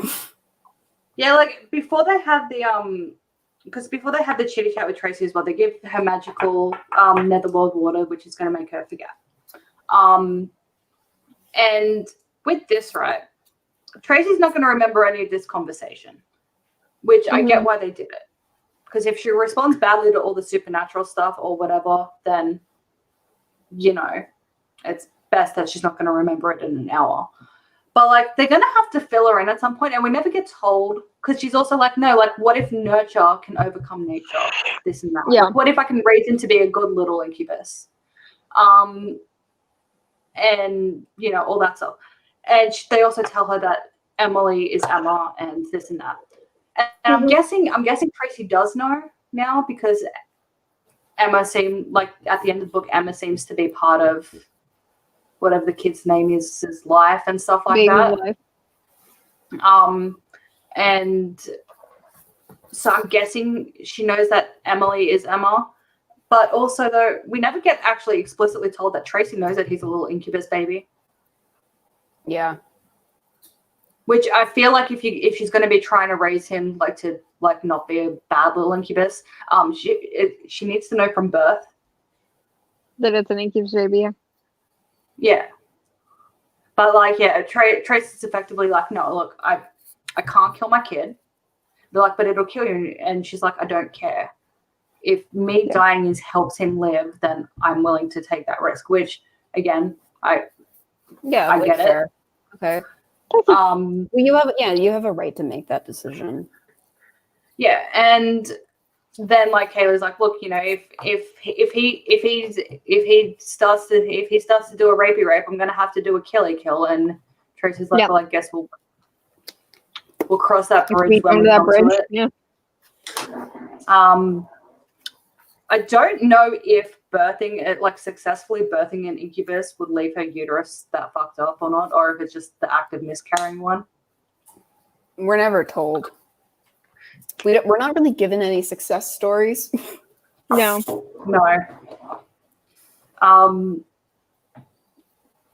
But yeah, so yeah, they're like, your kid's gonna be a rapist, and she's like, I'll try and make him to not be a rapist then. Yeah. And hopefully it all works out. Fingers crossed, because they willingly birthed an incubus. So we'll see. Then what? Where are we at now? What are we doing? Hopefully somewhere. I'm hungry. Oh yes, Kaylee's trying to work out what to do soul-wise, and then she works out that she finds out that Levi has like Mr. Beck's soul and a letter opener on his desk. So then she goes and steals it. They have a chitty chat about prom. Okay, Kaylee, because we get told at the beginning, Kaylee's going to be wearing a gold dress, and Todd's going to be wearing a gold trim tux or something, and he's like, but I can't let you see it until like the night, and I'm just like, you're not getting married, shut the fuck up. But also it's a tux with gold trimming, or I'm guessing like it's got like gold tie. I'm like, yeah, one, it sounds gross, but also like, if you know what a tux looks like, you can imagine a tux with a gold bow tie. Well, yeah, we don't get to see it either, so like, shut the fuck up. We only get a description as well, Kaylee, so it's fine. Also, like, what if the golds are mismatched? Like, well, he's seen her dress. He has seen her dress because it looks. Because he thinks. Did you hold them up like side by side? Yeah, did you? Like, I want to know if like the swatches match because sorry. Wait, because this is if we need a confirmation that Todd is a different person. Todd said my dress glittered like sunlight on the ocean. Todd has now grown ovaries. Todd used to merrily cock block Nash and Kaylee, and now her dress is glittering like. I miss Todd. I miss Todd. Todd used to be fun. And now he was the biggest reason I enjoyed these books back in the day. You know, I think that's why they were easy to read. Like, because we had Todd. Todd. Now and now it's just yeah. We have this shadow of Todd. One thing that just really annoyed me as well was at the end of the conversation with Tracy, like Emma like literally says to Tracy, I'm taking Toto because she's all I have left. Toto is her hellhound. Mm-hmm. She's like, because she's all I have left. And then the next paragraph, she's like, Emma left Toto with Tracy. And I'm like, you can't like I get it earlier. This is why you have somebody. This is why you have somebody read it, and like why I sent you like, and you're getting all these questions for all the chapters. But you know, are there any consistency issues? Like, did you notice anything was off? Yeah, like so that's how I can go. Yes, I did. I did notice that you fucked up. Like, I get why she left the dog with Tracy because she wanted Tracy because Tracy's weak as fuck. Because you know, like. A normal baby sucks the life out of you. An incubus baby really sucks the life out of you. So she wants Tracy to be protected. I get it. But then just edit out the sentence where Emma's like, and I'm taking Toto with me. Yeah. Because she didn't. Well, you would think that Harmony would be able to just get another one for Tracy, but okay. Well, it would also probably be... Oh, no, because it took her a while to get those ones. Oh. Yeah, she said, I've been looking everywhere for these, and I finally found some. But we got them in like a day. Well, she might have been looking since book 1. I don't know. Whatever. But I wonder if Toto's going to hate the baby because there's a little incubus. That would be funny. Sorry. Probably. It's not funny. It's just funny. Oh, yeah, we also learned in this as well that...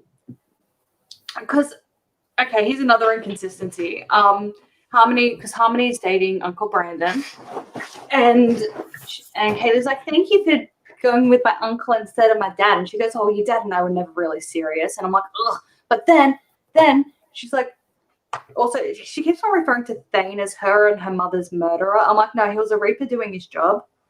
Like, he was a dick, but he was a Reaper doing his job. Yeah, he didn't murder them. It was the car wreck. Yeah. But then Mr. Beck.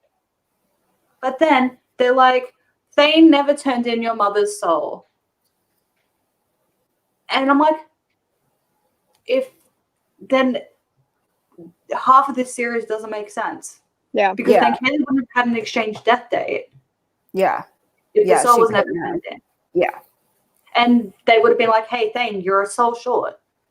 Where's your soul? Where's the soul? Where is it?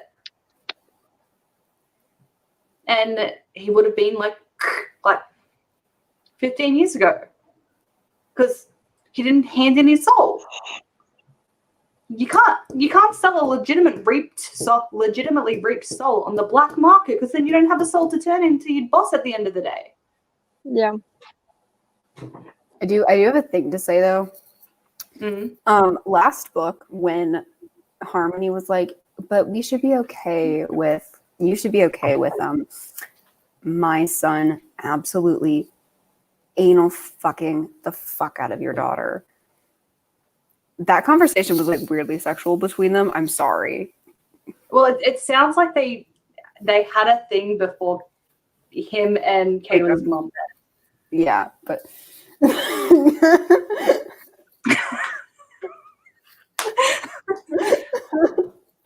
go away. Go away. Yeah, but also I'm sorry, just that conversation's still weird. Okay, moving on. Nope, no two parents should ever get together and someone be like, you should totally let my son just wreck your daughter's snatch. That would be great. But I will say that, like, this conversation right with Harmony. Shut up. Really makes it sound like there was a reason why Harmony said to Kaylee in the first book, like, watch out for Banshee brothers and stuff, because it sounds like she was getting a piece of Like both of the them. three-way with Banshee brothers. Well, because she was like, because Kaylee's like, thanks for dating my uncle instead of my dad, because it'd be hella awkward if my dad and my boyfriend's mum were dating. Like, and then Harmony's immediate response was, Kaylee, your father and I were never serious, not even before he met your mum. She leaned against the counter and her gaze unfocused with the memory. Actually, Brendan and I weren't very serious back then either. We went separate ways a year before I met my husband, and Brendan met Valerie. So I'm like, so you were banging both the Banshee brothers. You were banging the brothers.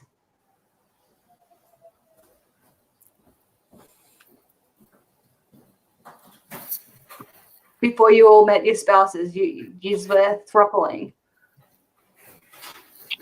These were casually throupling. So she was Catherine, back before Damon and Stefan became vampires. Harmony's Catherine, and what's her nuts is Elena. So here we are. Do not. No. Bad auto. What Can you come here for a second? Oh wait, yes, Joe, show him. Stop it.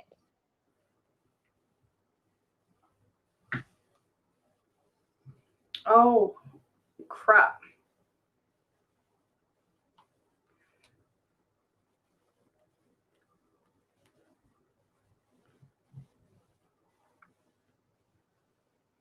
He wants you to name him Oatmeal. He can call him Oatmeal. She gives you permission to call the cat Oatmeal. That's his name? It's close enough to Otto. That's what you've decided? Stop it. Stop eating my cord.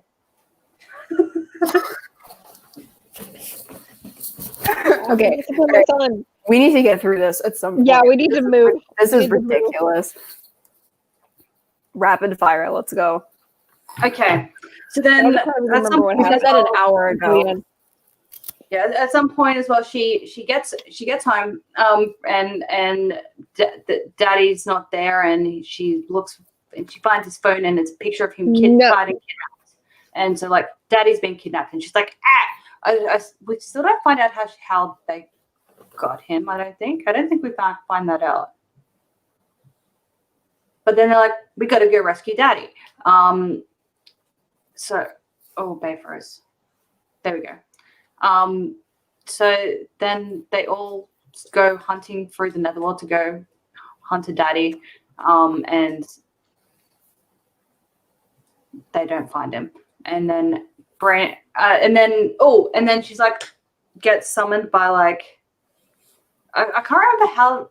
I think one of them I think Ira talks to her through someone.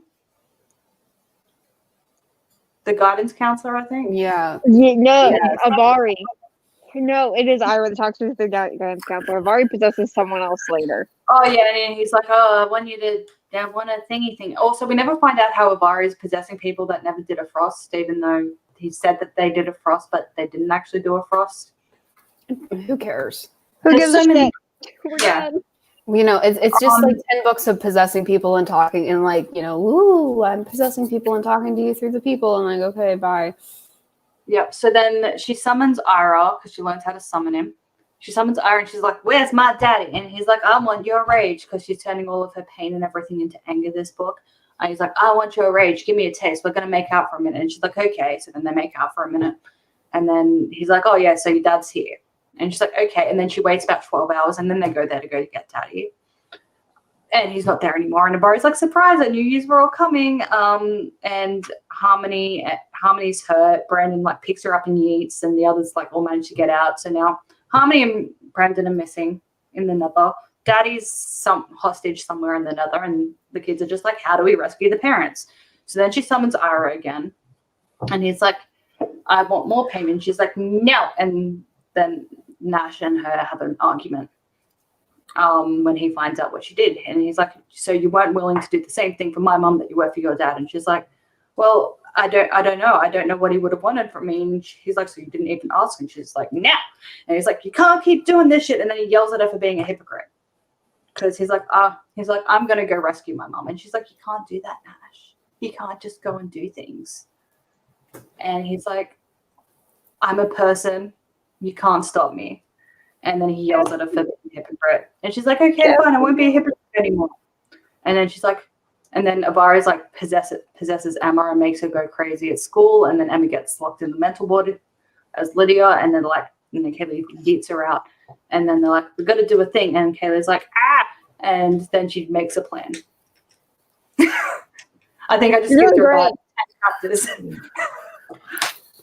So then she goes. Sweetie. Just get to the part where she dies and then she's tortured for 4 years and then she comes back. Well, then That's the end. Then she's like, "Okay, Todd, I'll meet you back at your place in 10 minutes with drinks." And he's like, "Okay." So then she's like, "Levi, I need your help," because she lied to Todd. And she's like, "Levi, I need your help. I need you to tell a lie." And then we skip Levi. Thank goodness, like this plan is secret, so we didn't have to be around for all these conversations. So then she eats, and then she goes to Todd's place and gets a vial of something, which we work out pretty quickly is like amnesia water. And then she goes to see Ira, and she's like, "I want to make a deal." And he's like, "Okay, let's make a deal." So then they make a deal. And then it's Todd's time, and she dopes him up with amnesia water, and then she's like, "I love you, and Levi's gonna come and tell you in an hour that I'm gone." He's like, "No, you can't do this to me, Kaylee. You can't." Oh, the thing that pissed me off. We completely skipped over. Yeah. Let's go back to that for a minute. So Nash is like, my brother doesn't love me. My brother doesn't care about me. Blah, blah, blah. If he loved me, he wouldn't have taken you from me and this and that. And Kaylee's like, "He wasn't going to make a move on me, blah, blah, blah." All this is fine. But then he's like, "No, he would do anything for you, but nothing for anyone else." And then she goes, "He died to save your life." And he's like, "No, he didn't." She's like, "Yes, he did." And then she spills the beans on Todd's biggest secret. That he did not want Nash to ever fucking know. Yep. And Nash deals with it better than expected. Like, I've got no issue with how Nash deals with it. But then when Todd finds out, he's not even a little bit mad. Not even a little bit. Which he would be. He should be really mad because like his whole thing was literally, "I don't want Nash to know about that." Like we watched him do it. He went to great lengths to make sure that Nash never found out. And he made it quite clear to Kaylee that Harmony and her are the only two people that know. Oh, and Levi, obviously. Like, there's three outside of Todd. There are 3 people in existence: Levi, because he did it; Harmony, and Kaylee. And he's like, and I want the circle to stay that small. Yeah. And I also understand as well, like Todd being like, look, I'm glad he knows now because like he handled it pretty well. He's like, I'm glad he knows. But that doesn't change the fact though that he told her the most important secret in his life and she blurted it out. Yeah. Yeah. Specifically, it's not like she even told Emma. It would have been bad enough if she had told Emma. But you told That's the a person breakup. that was not supposed to find out. Yeah. It's a breakupable offense if she told Emma. But she told Nash. And Todd's just like, well, I guess you're going to have to help me make a new secret. Wink. And I'm like, so Todd, you're responding to ultimate trust betrayal with let's have sex? Somewhere kinky? Yeah. Because I think it was like implying as well that he wanted to have sex in the room that everyone else is in while they're incorporeal. Oh, that'd be weird. It was implied that he wanted to have sex there and then when they were like talking in a room, but they were incorporeal and everyone else was in the room. And they only stopped because Emma was like, guys, I can feel you getting all lusty over there. Mm-hmm. Please stop. Like, that is not how you respond. And I was infuriated that Todd wasn't even a little bit mad. Yeah. But the brothers kind of make up. Nash, like, also, like, because then, like, they have a makeup thing, and Todd wished Nash being fat with grandchildren. And Kaylee's like, I don't get it. He's like, I wished him lots of food and lots of sex. And she's like, well, guys speak a really weird language. I'm like, well, not really. If someone is like, oh, I wish you to grow rotund with grandchildren surrounding you in your old age. Like, that's not actually, I feel like that's easily translatable. Yeah, like I really hope you have a lot of pizza and I really hope that you have lots of kids and that you're happy. Like, okay, cool. Yeah, and then Nash is like, this is just really weird. He's like, it's gonna be a long time before I get fat, and like lifts up his shirt. He's like, I got my abs. And then Kaylee's like, it's the one thing the two brothers have in common is their abs. And I'm just like, this is really weird. Haley made it weird. Like, okay. That was just a really uncomfortable scene. I guess it was. But now, moving on. back to so now Todd's forgotten everything they discussed, and Kaylee goes down to Avari, and she's like, because when she spoke to Ira as well, she's like, I know you have Uncle Brandon and Harmony, and you need to release them. He's like, okay. So she gives herself to Avari, and she's like, look, if I give myself to you, you will let my father go. And he's like, yes. And she goes, okay. New deal, like separate deal, is from the moment I give you possession of my soul, for eternity, you cannot contact in any way, shape, or form through any means or proxies, etc., any of my people. And he's like, okay. And then her and Ira have a makeout session where he takes the memory of the thing, of their deal thing, and then she gets tortured. And we get to live in her head for a while she gets tortured, and it was That's just 4 years annoying. later. The end. Yeah, Everyone and then with their life. No one gives and a then- fuck about Kaylee, except for Todd. yeah, and then Ira comes and he's like, "It's time, my little Fury," because that's what he calls her, and his voice just drives me up the wall. Yeah, it was In the audiobook. He kind of reminds me of I think it might be the Titan in Covenant. I think it's the Titan that has that voice. I repressed that.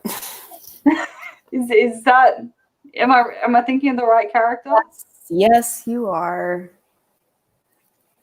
Send help. Okay, that's probably wise. And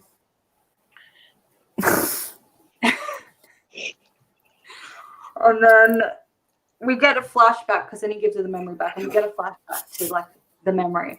And the deal she made with Ira was he was gonna take a bunch of her rage then, and then she was gonna get tortured for 4 years, and he was gonna be able to feed on that while it was happening. But then once the torture was over, she was gonna give him all of her rage from being tortured over to him. And then he was also going to give Todd a letter and stuff. You know, it's a whole thing.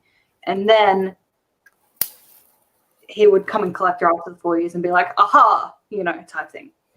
And it turns out that Kaylee's a sneaky bitch. And she, before, like, because she gave Todd a letter before she died because they all think she's dead. Levi went and said that her soul was recycled to protect them. Mm-hmm. And she gave Todd a letter before she died to say, I give you myself, my life, my heart, my soul, my blah, blah, blah, blah, blah. Yeah. And then Ira delivered a letter to him that day and was like, surprise, I'm alive being tortured by Avari, but you can come and rescue me because I gave you my soul so he can't have it. So then Ira takes it to say a thing and Todd's like, I have her soul and I'm here to reclaim it. Ira's like, God damn it. And because the deal for not bothering anyone was once he took possession of her soul, not once he had it for eternity, then he can't bother anyone. So then her and Todd go. They have some bang bang. She's not traumatized because Ira took all the trauma out of Rage the memory. away, yeah. They have some bang bang, and then it's reunion time with everyone. And everyone's in college. They're about to graduate. Everyone's doing great in their lives. Emma has a boyfriend who's a necromancer. Yep. So he knows everything about who. And he still loves her, even though she's not in her body. Yeah, and she's worked out how to wear Lydia's body now. Sabine and Nash is still together. They look happy. Sophie and Luca are still together, and they look happy. Harmony and Uncle Brendan are married, and Harmony's like hella pregnant. Yeah. And then Dad walks in Wait, and he's like, wait. What? So Harmony's pregnant with Todd and Nash's brother, but also Kaylee's cousin. Yes. Continue. Yes. Let's finish this. I just had to make that known. Yes. Yeah. Which reminds me of the fucked up family tree we came up with in 6th grade. Yeah, but I will say it is less awkward than the baby being then they Todd would be and siblings, sibling. Yeah. Like if you gotten with Dad, like Which, Aiden, okay, wait a minute. Can we just work this sibling. out real quick? So let's just pretend that Harmony got with Kaylee's dad. So Aiden. if they have a kid, that's Kaylee's, and then Kaylee and Todd have a kid. What's the relation between both kids? Uncle. Yeah, uncle. Okay. On both sides. Just double uncle.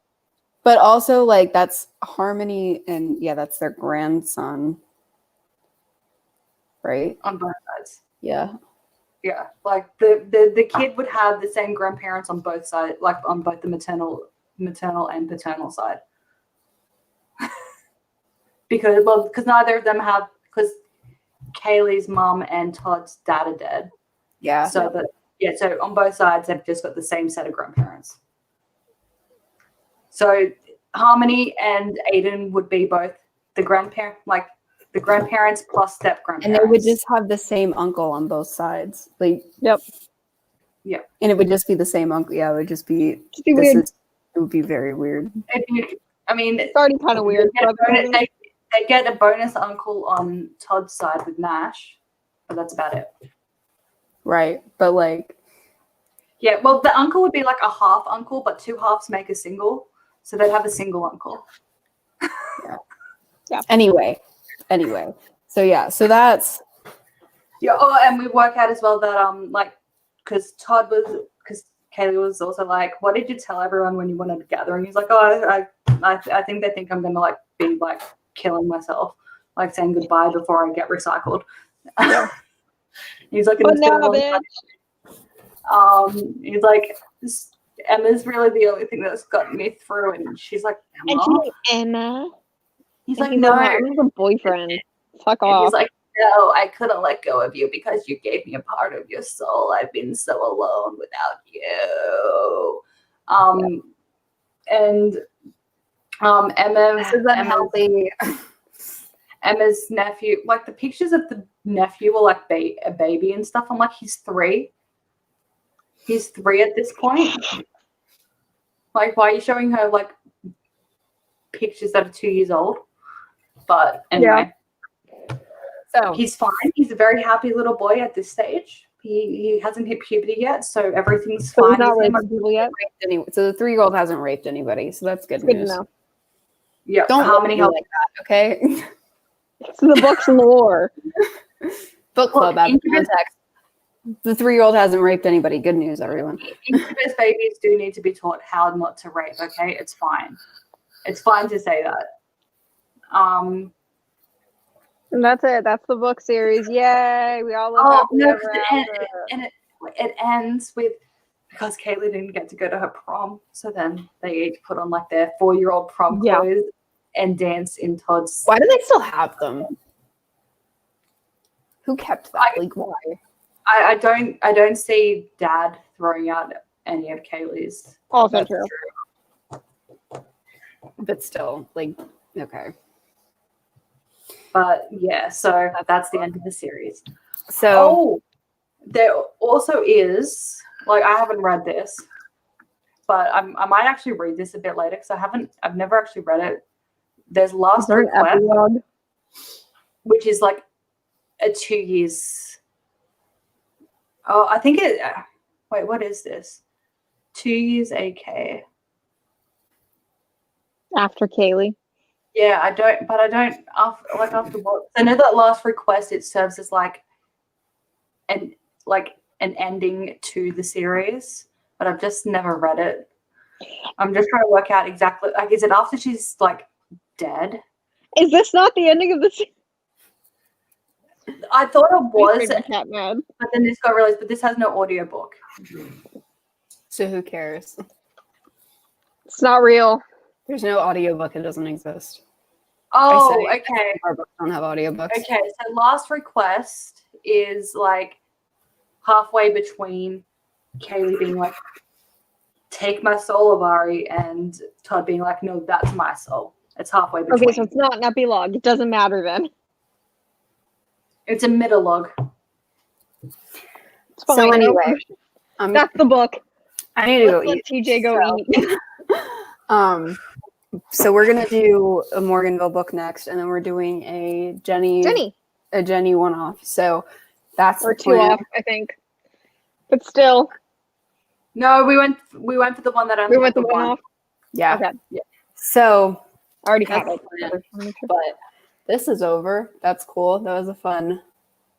We did it. We finished the series. We finished the series. Look at us go.